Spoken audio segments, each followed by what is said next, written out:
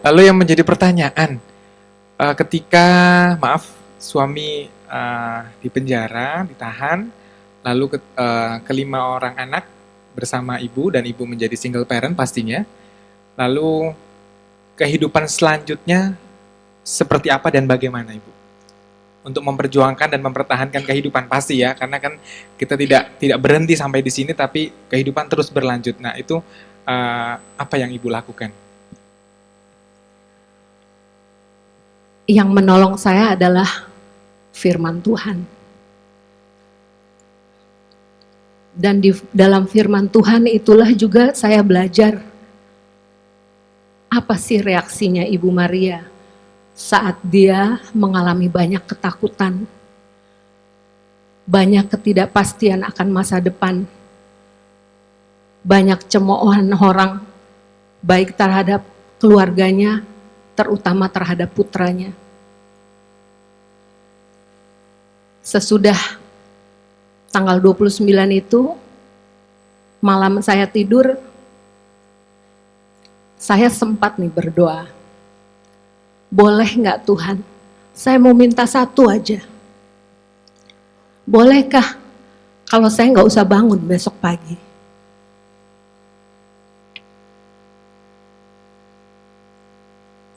Tuhan itu ya, Allah yang mengerti kemanusiaan kita, keterbatasan kita dan kelemahan. Dia nggak mengharapkan kita habis baca firman, belajar mengenai Maria, otomatis kita udah bisa sama. Dia mengerti sekali kelemahan kita. Saat itu aku berdoa itu. Kemudian kayaknya hening gitu. Memang benar, Romo tadi bilang, mesti banyak berdiam. Kalau kita kebanyakan protes, kebanyakan ngomel, ya, jadi nggak bisa dengar suara Tuhan. Di dalam saya berdoa, saya berdiam diri. Tuhan cuma ingatkan, kamu punya 5 orang anak. Saya baru mengerti kenapa saya diberi 5 orang anak. Karena saat saya melahirkan anak kedua, sebelum melahirkan saya udah konsultasi sama dokter. Saya mau disteril dokter. Dokter bilang kamu masih terlalu muda, nggak boleh steril. Akhirnya yang anak ketiga, dokternya bilang, dokter Henakolo, aku lulusan Jerman katanya, aku kasih nih spiral yang terbaik. Akhirnya dengan spiral terbaik jadilah anak ketiga, terus 4, terus 5. Itu kalau Maria bilang, iya enggak? Datanglah kehendakmu tuh ya, biar jadilah kehendak Tuhan. Tapi aku juga enggak begitu saat itu, protes dong. Gitu. Kalau baru hamil anak pertama kan umumin ke semua orang. Anak kedua juga umumin, anak ketiga udah malu saya. Udah dimaki-maki orang. Apalagi anak kelima, ibu saya pun bilang, waduh udah segala macam dia keluar perkataan kepada saya.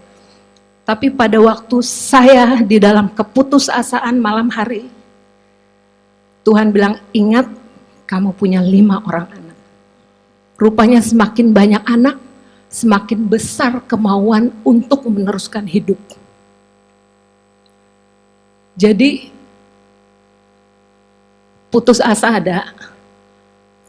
Tapi saat saya berdiam diri, kayaknya Tuhan juga bilang, berhenti. Banyak orang butuh kamu. Dan kamu tidak sendiri, semua boleh dicabut daripada kamu. Aku Yesus akan menyertai engkau sampai pada akhir zaman. Saya terus, tadi saya berbincang di belakang dengan Tino. Saya bilang saya udah kayak jadi toko kelontong. Saya yang biasanya tidak pernah berbisnis, ibu rumah tangga, sukarelawati, guru sekolah minggu, sekarang mesti cari duit. Setiap hari tidak bisa hidup kalau saya pagi nggak hening baca firman Tuhan. Sekarang saya mesti apa Tuhan? Saya berjualan mulai dari makanan, orang punya jualan barang saya jualin, saya dapat komisi. Orang mau cari rumah, mau cari kantor, apa aja saya jualin. Dan yang luar biasa, Tuhan, Dia Allah yang setia, yang tidak mempermalukan orang yang berharap kepada Dia. Kalau saat ini saya berada di tempat ini, anak saya yang pertama lulus kuliah, graduate di Amerika, dan 3 yang lainnya akhirnya graduate dari Jakarta International School. Kalau saya melihat ke belakang, kalau bukan Yesus, mungkin udah homeless saya juga saat ini. Makanya saya bersyukur boleh juga ada sosok seorang ibu yang mengalami banyak kesusahan di dalam hidupnya, di firman Tuhan yang saya baca, yang mengajarkan saya untuk taat, bertahan, terus punya pengharapan, terlebih mengampuni, dan yang sampai sekarang juga saya masih belajar, mesti banyak simpan, banyak diam. Mungkin di sini banyak ada yang ibu-ibu. Untuk ibu-ibu kalau ke anaknya banyak diam, susah. Apalagi kalau dia melawan. Seperti tadi saat umur 12 tahun Yesus dicari ayah ibunya, susah-susah nyari, dia menghilang, pakai nanya kenapa cari aku, kan gitu. Anak saya yang 12 tahun juga gitu. Kalau saya ngomong, ada aja jawabannya. Tapi Maria itu luar biasa gitu. Saya baru belajar, dan kejadian dengan anak 12 tahun saya ini terjadi belum lama. Saat suami saya akhirnya keluar tanggal 13 Juli, dibebaskan. Saat ada ayahnya, dia curhat dong, laki-laki nih 12 tahun. Papa, katanya, mama tuh ya, too pushy. Selalu paksa-paksa saya, katanya. Sampai katanya, sampai aku jadi gak suka kehadirannya. Begitu, bahkan I hate her. Itu waktu saya dengar itu dari ayahnya. Kayaknya apa ya, kesusahan yang dulu tuh gak seberapa dibandingkan dengan seorang anak yang bilang, I hate her.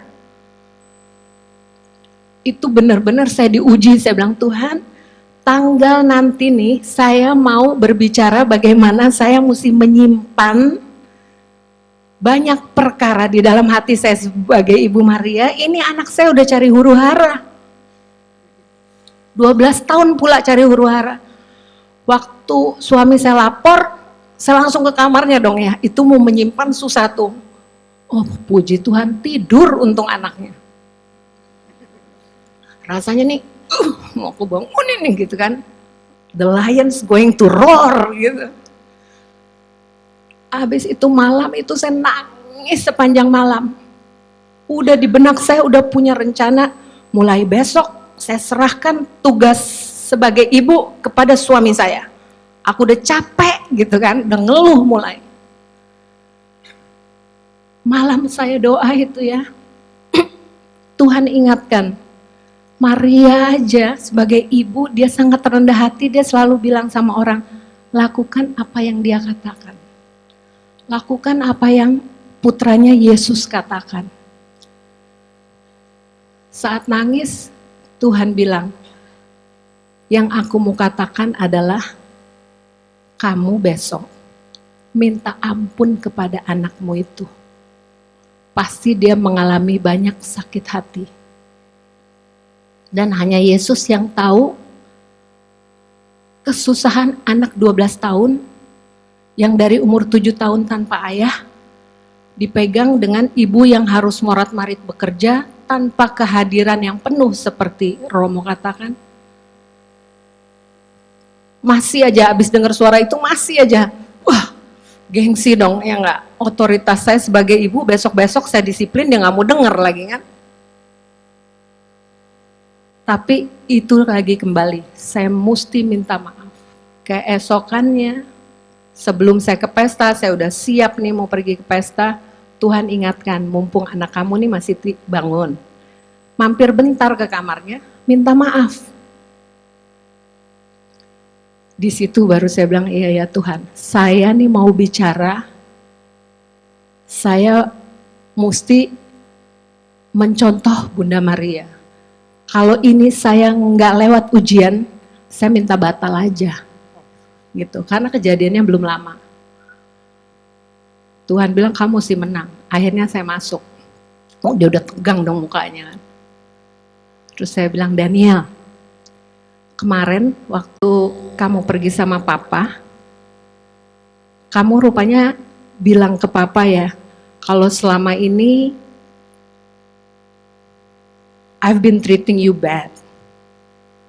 Jadi aku gak perlakukan kamu dengan baik. Kamu kecewa, mama banyak maksa, dan menurut kamu, you hate me, right? Kita bilang. Udah tegang dia, udah pegangan gini. Dia pikir nih mau digasak kali ya sama mamanya. Abis itu, aku mau bicara satu hal Daniel. Dia udah gak bersuara tuh, dia mukanya begini. Saya bilang, Mama mau minta maaf untuk semua kesalahan Mama yang sudah menyakiti kamu. Dia peluk saya. Udah berapa bulan dia gak pernah peluk saya, padahal itu anak yang paling dekat dengan saya. Dia peluk saya. Saya bersyukur. Saya boleh ada satu sosok yang saya belajar di firman Tuhan. Bagaimana sebagai ibu kita juga mesti rendah hati. Tidak memakai otoritas tanpa bimbingan Tuhan. Jadi itu yang saya alami, pergumulan dan kemenangan dalam mendidik anak. Tepuk tangan sekali lagi buat Bu Ibu Ria ya. Luar biasa kisahnya. Satu hal yang saya mencoba cross check ke Romo nih sebagai seorang rohaniwan. Romo seandainya nih Romo ya, seandainya. Romo berperan sebagai Bunda Maria. Lalu saya berperan sebagai Yesus ketika umur 12 tahun Romo. Romo datang, lalu saya bilang, ngapain ibu kesini? Saya berada di rumah bapakku dan sebagainya. Pada saat itu apa yang akan Romo lakukan? Kalau sebagai orang Batak ya tonjok gitu. Tonjok ya? Nah, Gak jadi kalau gitu gak jadi. Ini kan namanya kurang ajar gitu. Iya, nah itu benar tuh.